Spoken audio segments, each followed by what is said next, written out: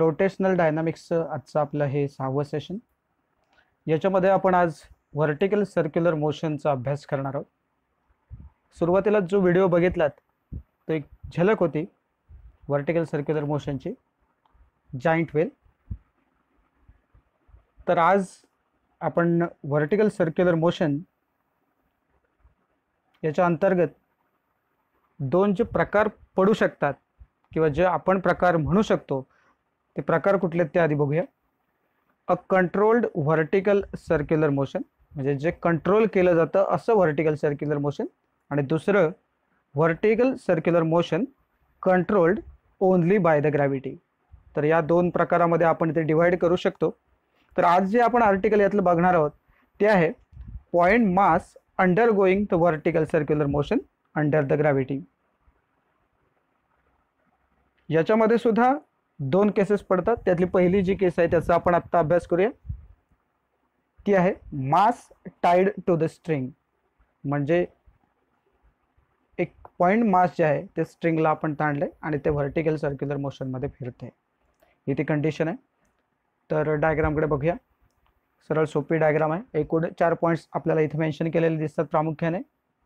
पहिला आहे ए पॉईंट, दुसरा आहे बी पॉईंट, नंतर आहे सी पॉईंट, नंतर आहे डी पॉईंट.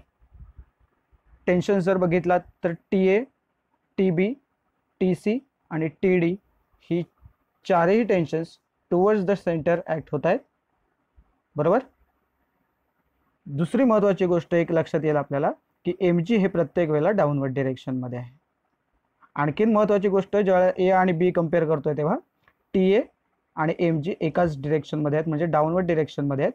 आणि बीच्या केसमध्ये आपण जर बघितलं तर लक्षात येईल टी बी हा अपवर्ड डिरेक्शनमध्ये आहे आणि एम जी हा डाऊनवर्ड डिरेक्शनमध्ये आहे.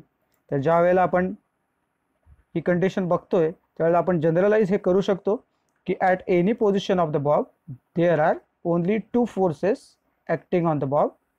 आणि कुठले कुठले फोर्सेस आहेत ते? इट्स वेट एम जी जो व्हर्टिकली डाऊनवर्ड्स आहे, आणि दुसरा जो आहे तो आहे force due to the tension जो अलॉंग द स्ट्रिंग आणि टुवर्ड्स द सेंटर आहे. ठीक आहे. तर याची जी पहिली केस आहे point A uppermost point, याच्याकडे जातोय आपण. टी ए आणि एम जी हे दोन्ही एकाच डिरेक्शनमध्ये आहेत. ठीक आहे. तर बघूया अप्पर मोस्ट पोझिशन ए वरती काय आपण म्हणू शकतो. जे मी आत्ताच म्हटलं तेच की बोथ द फोर्सेस म्हणजे वेट एम जी आणि force due to tension T A they both are in the downward direction, किंवा we can say that they are towards the centre. सगळ्यात महत्त्वाचं काय आहे, their resultant is used only as the centripetal force. Okay. त्यामुळे जर आपण V A ही speed म्हटली अप्पर मोस्ट पॉईंटची तर आपण इक्वेशन कसं लिहू शकतो बघा. हे एम जी आणि टी ए यांची जी बेरीज आहे M G plus T A is equal to M V A square by R. पण सगळ्यात महत्त्वाची गोष्ट काय आहे इथे, ज्यावेळेला अप्पर मोस्ट पॉईंटला आपण जातो, टॉप पॉईंटला जातो, तेव्हा for minimum possible speed at this point T A should be 0. आणि त्यामुळे टी एची व्हॅल्यू जर आपण इथे 0 सबस्टिट्यूट केली तर काय होईल बघा, M G is equal to M V A square by R. तर टी एची किंमत 0 टाकायची आहे. ठीक आहे. तर एम एम कॅन्सल होईल. हे असं मिळेल आपल्याला जे is equal to V A square by R. त्याच्यानंतर काय होईल बघा, हा आर तिकडे जाईल, तिकडे गेल्यानंतर काय होईल V A square is equal to R G, आणि मग V A is equal to काय होईल square root of R G. आणि ही जी व्हॅल्यू आहे ती मिनिमम व्हॅल्यू आहे या पॉईंटची, म्हणून आपण त्याला व्ही ए मीन असंही म्हणू. V A mean is equal to square root of R G हे आपलं आलेलं इक्वेशन ए. ठीक आहे. तर आपण डायरेक्ट आता दुसऱ्या पॉईंटकडे जाऊया, लोअर मोस्ट पॉईंट बी. इथे काय आहे बघा, मगाशी आपण बघितलंय की weight M G is downwards आणि force due to the tension T B is vertically upwards. म्हणजे इथे दोन्ही फोर्सेस जे आहेत ते एकमेकांना ऑपोजिट आहेत. कंडिशन काय आहे बघा, their resultant is used only as the centripetal force. बरोबर. त्यामुळे हे इक्वेशन लिहिताना आपण काय करू शकतो बघा, या इक्वेशनमध्ये सोपं आहे. जर आपण व्ही बी ही जर स्पीड मानली लोअर मोस्ट पॉईंटची तर आपण इक्वेशन काय लिहू शकतो बघा. तर इक्वेशन असं आहे T B minus M G is equal to M V B square by R. तर हे आपलं दुसरं इक्वेशन राहील. ठीक आहे. तर इथे ज्या वेळेला आपण हे कॅल्क्युलेशन करणार आहोत ते थोडासा विचार आपल्याला करावा लागेल हा, की जेव्हा अप्पर मोस्ट पॉईंटकडून लोअर मोस्ट पॉईंटकडे येऊ तेव्हा decrease in potential energy implies increase in kinetic energy. म्हणजे ज्या वेळेला पोटेन्शियल एनर्जी कमी होईल तेव्हा कायनेटिक एनर्जी वाढेल, आणि कायनेटिक एनर्जी कमी झाली की पोटेन्शियल एनर्जी वाढेल. बरोबर. त्याचं कारण असं आहे, law of conservation of energy आपल्याला असं सांगतो की total energy of the system should remain constant. त्यामुळे जर टोटल एनर्जी कॉन्स्टंट राहायची असेल तर एक व्हॅल्यू जर कमी झाली एका एनर्जीची तर दुसऱ्या एनर्जीची व्हॅल्यू ऑटोमॅटिकली वाढणार आहे. तर ही गोष्ट आपण जर लक्षात घेतली तर लगेचच आपण त्याच्याबद्दल बोलू शकतो. इथली जी potential energy, decrease in potential energy म्हटलंय, तर सुरुवातीच्या याच्यामध्ये जेव्हा पॉईंट एला होता तेव्हा त्याची पोटेन्शियल एनर्जी किती होती, mg × 2r. हे असं का घेतले, जनरली पोटेन्शियल एनर्जी आपण mgh ने दाखवतो. सो mg हाईट आहे इथे 2r, कारण का हे बघा बी पासून जर ओ पर्यंत बघाल तर ही रेडियस आहे ती r आहे, आणि पुन्हा ओ पासून ए पर्यंत हे डिस्टन्स पुन्हा r आहे, म्हणजे 2r हे डिस्टन्स म्हणजेच h, mgh च्या ऐवजी mg2r. आणि आता जेव्हा पोटेन्शियल एनर्जी या पॉईंटला ते आलं आहे तेव्हा त्याची पोटेन्शियल एनर्जी किती झाली, 0 झाली. तर इथे काय झाले बघा, कायनेटिक पोटेन्शियल एनर्जी इथे जास्त होती, बरोबर ना. इथे काय होतं, कायनेटिक एनर्जी त्यावेळेला काय होती, कमी होती. इथे बघा इथली, बरोबर. त्यामुळे जो फरक आपण काढतोय तो या पद्धतीने जाईल. इथे m va² असं पाहिजे होतं, तिथे आपण काय केलं, va² ची जी व्हॅल्यू मगाशी आपण काढली होती ती सबस्टिट्यूट करून घेतलेली आहे, बरोबर ना. त्यामुळे ही कंडिशन आपल्याला अशी मिळेल, mg × 2r. 0ला काही आता इथे गरज नाही म्हणून तो घेतलेला नाही, आणि त्यामुळे तेवढंच फक्त ॲडजस्टमेंट आपण केलेली आहे. ही va² ची जी व्हॅल्यू आहे ती आपण इक्वेशन एची जी होती ती इथे सबस्टिट्यूट केलेली आहे. सो पुढे नंतर आपण m थ्रू आउट कॅन्सल करतो, तिन्ही टर्ममधून त्या एमला आपण घालवून टाकलेलं आहे, आणि शिल्लक काय राहिलं आहे बघा, g × 2r 1/2 vb² minus 1/2 gr. Okay. So एकदम सोपं आहे हे. पुढच्या स्टेपमध्ये आपण काय करतोय तर 2 न मल्टिप्लाय करतोय बघा. 2 न मल्टिप्लाय केल्यामुळे काय आहे, इथे 2 × 2 म्हणजे 4gr होईल. इथं याला जर 2 ने मल्टिप्लाय केलं तर हे 2 ला 2 कॅन्सल होतील, आणि मग इथे फक्त vb² राहील, आणि इथे 1/2 gr आपण पुन्हा एकदा 2 न मल्टिप्लाय केलं तर 2 पुन्हा गेट कॅन्सल्ड, आणि मग gr शिल्लक राहतो. आता पुढच्या स्टेपला काय होईल बघा, हा जो gr आहे हा तिकडे नेऊ शकतो आपण. सो 4rg म्हणजेच 4gr असंही म्हणू शकतो. त्यामुळे मग ते किती होईल तर टोटली 5gr. ठीक आहे. So vb minimum is equal to √5 5gr. अशा पद्धतीने आपल्याला vb मिनिममची पण व्हॅल्यू मिळालेली आहे. तर या दोन जर व्हॅल्यू आपल्याला मिळत असतील तर एक चांगली गोष्ट आहे. पण एक अल्टरनेटिव्ह मेथड तुम्हाला सांगून ठेवतो जिथं आपण ती कॅल्क्युलेशन थोडंसं सोपं वाटतं म्हणून तुम्हाला दाखवून ठेवतो फक्त.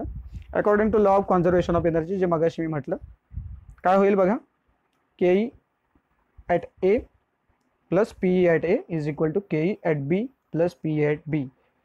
कारण काय आहे, total energy at point A is equal to total energy at point B, असा त्याचा अर्थ झाला. मग या सगळ्या ज्या व्हॅल्यूज ज्या आपल्याकडे आहेत त्या फक्त पुढे सबस्टिट्यूट करतोय. ही इथली कायनेटिक एनर्जी एची, ही पोटेन्शियल एनर्जी, त्याच्यानंतर ही कायनेटिक एनर्जी बीची आणि पोटेन्शियल एनर्जी बीची, तिथे 0 होती, बरोबर ना, कारण तो सगळ्यात लोएस्ट ला आहे, त्यामुळे पोटेन्शियल तिथली 0 आहे, बरोबर. सो पुढे जर तुम्ही गेलात तर काय दिसेल, फार काही ह्याच्यामध्ये बदल केलेला नाही. va² ची व्हॅल्यू फक्त gr आहे ती टाकली, आणि मग हे केल्याच्या नंतर तुम्हाला दिसेल इथे 1/2 mgr प्लस 2 mgr म्हणजे किती होतील, हे 2 आणि हाफ म्हणजे 5/2 mgr, बरोबर आहे. आता इथे काय होईल बघा, इथे जर विचार तुम्ही केलात तर प्रत्यक्षामध्ये 2 पण जाईल म्हणजे 1/2 आणि मग m पण जाईल. मग काय शिल्लक राहील इथे तर 5gr is equal to vb². याचा अर्थ vb काय असणार आहे, √5rg किंवा 5gr. ठीक आहे. म्हणजे ही अल्टरनेटिव्ह मेथड आहे, तुम्हाला जी सोपी वाटेल ती वापरा. सो याच पद्धतीने आपण पुढचे जे 2 पॉईंट्स आहेत ते बघणार आहोत. पण त्याच्या आधी थोडंसं डिफरन्स इन द टेन्शन हा एक छोटासा पॉईंट आहे. Difference in the tensions at highest and lowest point, हा जो पॉईंट आहे तो आत्ताच घेतो आपण, कारण का हायेस्ट पॉईंटची जे टेन्शन आणि लोएस्ट पॉईंटचे टेन्शन याचा विचार आपण ऑलरेडी केला आहे. ह्याच्यासाठी आपण काय करतो, जी 2 इक्वेशन्स आपल्याकडे होती त्यांची सबट्रॅक्शन करतोय. So subtracting equation 1 from equation 2, तर 1 आणि 2 आपण मगाशी जी लिहिली होती, सो फ्लॅशबॅकमध्ये थोडंसं जाऊया. हे बघा, हे ते पहिलं इक्वेशन होतं, M G plus T A is equal to M V A square by R. थोडंसं रिअरेंज करून घेतो तात्पुरतं, म्हणजे काय होईल बघा, T A is equal to, so M G फक्त मी इकडच्या साईडला उचलून दिलेला आहे, त्यामुळे तो मायनस झाला आहे. त्याच्यानंतर दुसरं जे इक्वेशन आपल्याकडे होतं ते हे होतं, इथे सुद्धा थोडीशी ॲडजस्टमेंट, हा एम जी आपण पलीकडे नेतोय, त्यामुळे T B is equal to this. आता आपल्याला काय करायचं, ही जी सबट्रॅक्शन करायची त्याच्यामध्ये आपल्याला असं दिसेल T B minus T A. So T B minus T A ज्या वेळेला आपण वजाबाकी करतोय त्यावेळेला काय होईल बघा, same situation, T B minus T A. इथलं याच्यातून हे वजा करणार आहोत, म्हणजे एम बाय आर कॉमन आहे, कंसात आपण काय लिहिलं बघा, V B square minus V A square हे आलं, आणि M G minus M G म्हणजेच ते प्लस 2mg झाले. या पद्धतीने हे सबस्टिट्यूशन झालेलं आहे. नंतर आपल्याकडे व्ही बी स्क्वेअर आणि व्ही ए स्क्वेअरची पण व्हॅल्यू आहे, जी मगाशी आपण घेतली होती, काढली आपण, त्या व्हॅल्यूज आपण इथे सबस्टिट्यूट केल्या. व्ही बी स्क्वेअरची व्हॅल्यू आहे 5gr आणि व्ही ए स्क्वेअरची व्हॅल्यू आहे gr.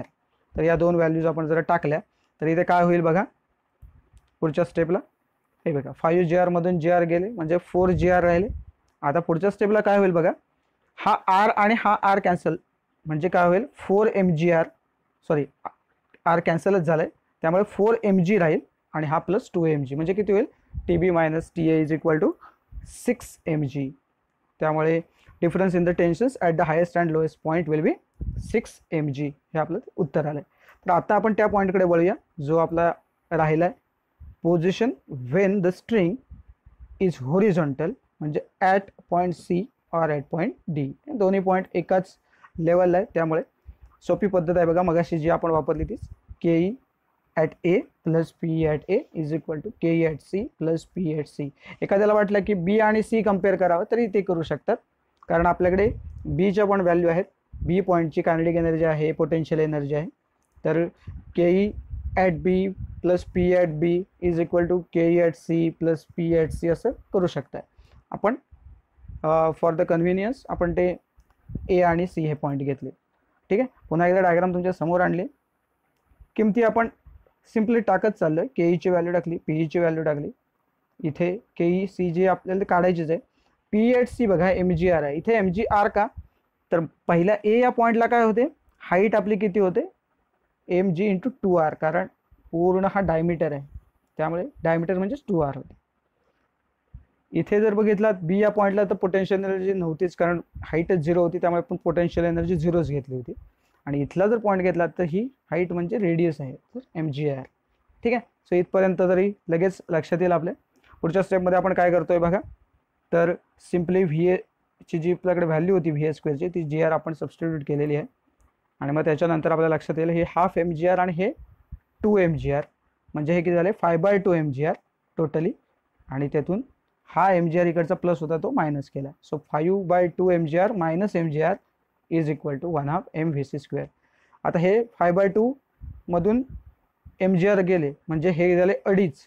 तुम्हाला कळण्यासाठी सांगतो, हे अडीच mgr मधून एक mgr गेले म्हणजे राहिले किती 1.5 mgr, म्हणजेच 3/2 mgr. सो ही ती कंडिशन आपल्याकडे आली. आता mm थ्रू आउट कॅन्सल होईल आणि 1/2 पण जाईल, म्हणजे पुढच्या स्टेपला आपण असं म्हणू शकतो 3gr is equal to V C square. m गेलेला आहे आणि 1/2 गेलेला आहे, त्यामुळे व्ही सी किती येईल तर square root of 3gr. So midway point जे आहेत सी किंवा डी, आता आपण सीचं काढलं तर सिमिलरली तुम्ही काय करू शकता, we can replace C by D. Same कंडिशनने आपण व्ही डीची किंमत सुद्धा स्क्वेअर रूट ऑफ 3gr आहे अशी काढू शकतो. तर होमवर्ककडे वळूया. आजचा होमवर्क फक्त तुम्हाला देतोय तो असा आहे, for a mass tied to a rod show that T lower most minus T upper most is equal to 6mg. जे मी मगाशी म्हटलं होतं, जी दुसरी केस आपली शिल्लक राहिली होती, थोडासा विचार करा. डेरिवेशन सोपं आहे, थोड्याशा विचाराने जमण्यासारखं आहे. सो प्रयत्न करा आणि स्वतःची काळजी घ्या.